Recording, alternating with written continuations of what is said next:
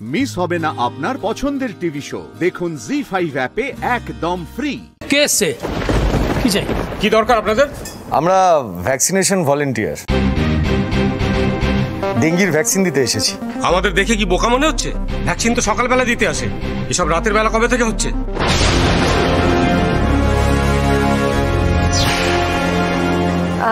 সকালেই বেরিয়েছিলাম, আসলে অনেক বড় ওয়ার্ড তো, সবাইকে ভ্যাকসিন দিয়ে আস্তে আস্তে সন্ধে হয়ে গেছে।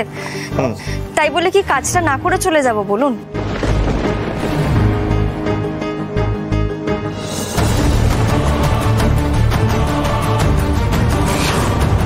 তাহলে যাই ভেতরে। দাঁড়ান, এই তো দুদিন আগে এই উন্মেষ থেকে ভ্যাকসিন দিয়ে গেল, এখন আবার কিসের ভ্যাকসিন? এসছিল? হ্যাঁ এসছিল। আসলে ওটা হেপাটাইটিসের ভ্যাকসিন ছিল, আজ আমরা ডেঙ্গির ভ্যাকসিন দিতে এসেছি। চুপ! ভাববাজি হচ্ছে? মুরগি পেয়েছেন আমাদের? বৃষ্টির নামগন্ধ নেই, বর্ষাও আসেনি, আর এর মধ্যে ডেঙ্গির ভ্যাকসিন?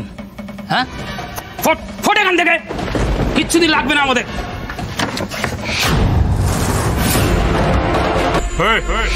কি হচ্ছে নাকি? ছাড় দরজাটা। ছাড়বো না। দেখবি ছাড়াবো কি করে। এই রে, সৃজন এখন মাথা গরম করলে তো সবটা ভেস্তে যাবে।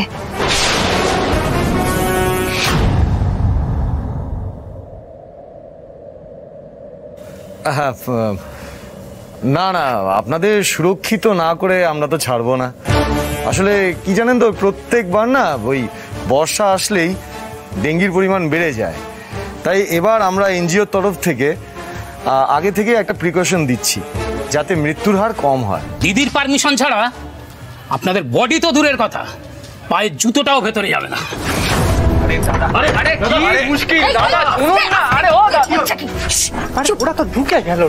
আরে বাবা, তাড়াহুড়ো করিস না, এভাবে তাড়াহুড়ো করলে কিন্তু ওদের সন্দেহ হয়ে যাবে। ওয়েট। দিদি আপনাদের ভেতরে আসতে বলেছে। দাঁড়ান,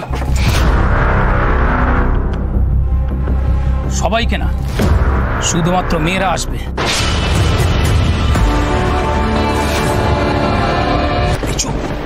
দিদি পুজোয় বসেছে, দিদির পুজো শেষ হবার আগে ওদেরকে সবকটাকে বিদায় করতে হবে।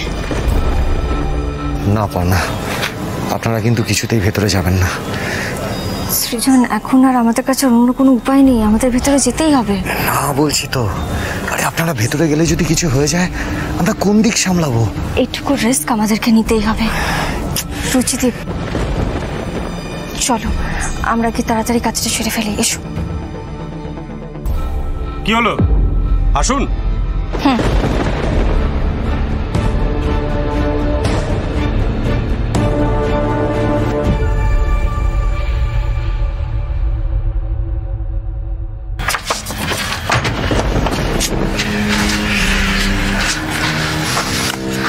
মির্জা, এটা কি হলো বলতো?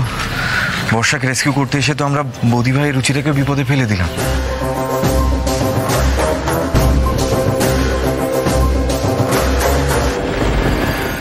জি5 ডাউনলোড করুন আর সব এপিসোড দেখুন একদম ফ্রি।